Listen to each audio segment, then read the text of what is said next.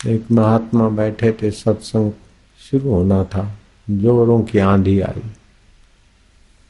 Tin shed खड़खड़ाया, हल्का फुल्का था। अब गिरे तो लोग भाग गए। छोटा सा पत्थरों का शेड था, टेम्पररी। लोग जाकर बड़े बड़े मकानों के आश्रय में खड़े रहे। आंधी तूफान चला गया, लोग आके बैठे। महाराज को कहा, महाराज हम लोग सब भाग गए और आप यहीं बैठे रहे, आपको डर नहीं लगा? हम तो बिल्डिंगों का आश्रय लिया, बड़ी बड़ी कोठियों के कोने में खड़े हो गए, आप भागे नहीं, हम लोग भागे, आप क्यों नहीं भागे? महात्मा तो महात्मा थे। बोले ऐसी बात नहीं है, आप भागे हम नहीं भागे, ऐसी बात नहीं, हम भी भागे, लेकिन तुम कोठियों के तरफ भागे और हम राम के तरफ भागे। हम उस चैतन्य के आश्रय में गए, गोता मारा, उसे प्रकृति में थोड़ी विश्रांति भी हो गई। हमारा आश्रय सबल है, तुम्हारा आश्रय निर्बल है। हमारा आश्रय शाश्वत है, तुम्हारा आश्रय नश्वर है। तो शाश्वत आश्रय सभी के लिए हितकारी, नश्वर आश्रय दिखता है लेकिन उसमें दम नहीं होता। शाश्वत आश्रय दिखता नहीं है लेकिन बड़े बड़े राज्य शाश्वत आश्रय से खड़े हो गए और शाश्वत आश्रय से विरुद्ध हुए तो बैठ गए राज्य। ईश्वर आश्रय में इतनी ताकत, भगवत आश्रय बहुत बलवान। तो भगवत आश्रय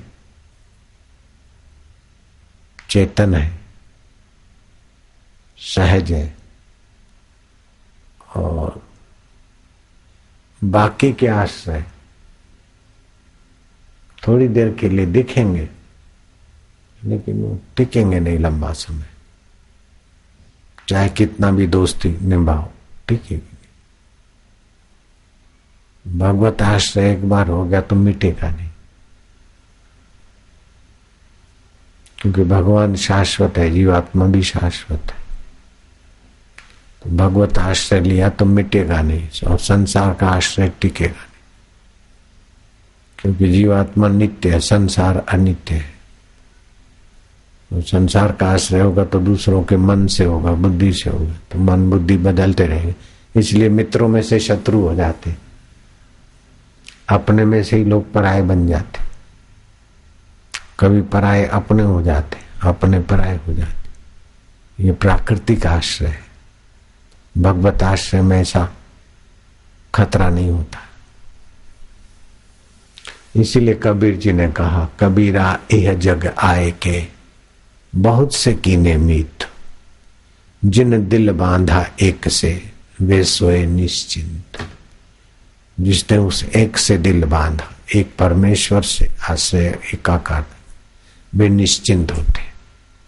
बाकी के लोगों का न जाने मृत्यु कब आकर सारे आश्रय तोड़ दे, परिस्थितियां आकर कौन से आश्रयों को चपेट में ले ले।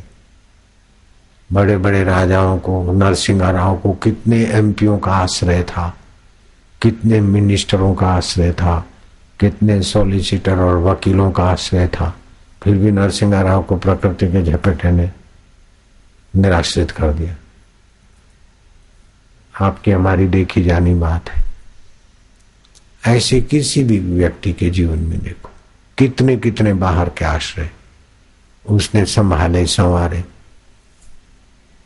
आई आंधी सब उखड़ जाते, भगवत आश्रय नहीं उखड़। नानक के जी के जीवन में भी बाहर के आंधी तूफान आए, लेकिन भगवत आश्रय अभी भी नानक जी का झंडा बुलंद है। गुरु गोविंद सिंह के पीछे, हर राय के पीछे, तेग बहादुर के पीछे पूरा मुगल शासन लगा था। कम बिगड़ कोई थे उनको मिटाने के लिए।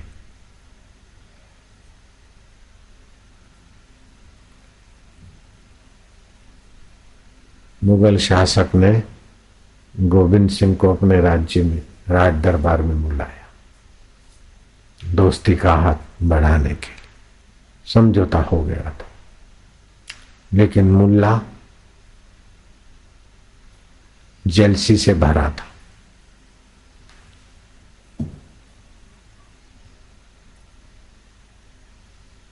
राज दरबार में पहुंचे तो आप कुछ फकीर हैं, गुरु हैं, तो आप कोई मानवीय चमत्कार दिखाइए। बोले ये सारा चमत्कार ही चमत्कार है, हवाएं चल रही है ये। बोले ये तो सब ठीक है, लेकिन आपका नाम है गुरु फकीर, तो कुछ चमत्कार दिखाई। उन्होंने कहा देखो, तुम्हारे जहां पना एक अपने प्रभाव से पूरे राज्य का शासन करते हैं, चमत्कार नहीं है। बोले ये सब ठीक है, लेकिन आप कुछ अपना चमत्कार दिखाइए। जरा उद्दंड हो रहा था, मैन में से तलवार खींची और एकदम शेर की नाई गर्जे के अब देख ले चमत्कार। ये तलवार घुमाते ही तेरा सर धड़ से अलग जा गिरेगा।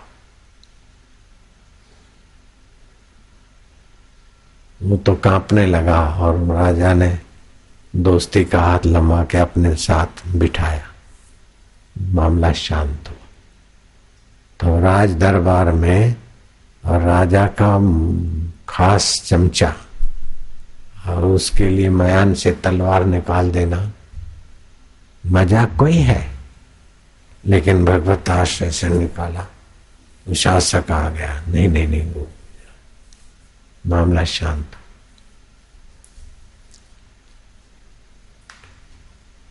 भगवत आश्रय अथवा तो भगवत प्राप्त महापुरुषों का आश्रय, जैसे मैंने मेरे गुरु जी का आश्रय लिया तो मेरे को घाटा कोई पड़ा।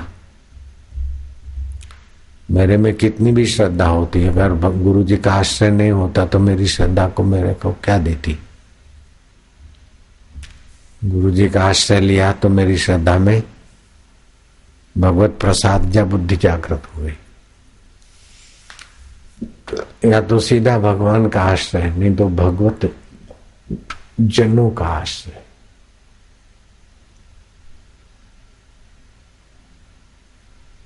जीवात्मा को सुरक्षित रखता है। जैसे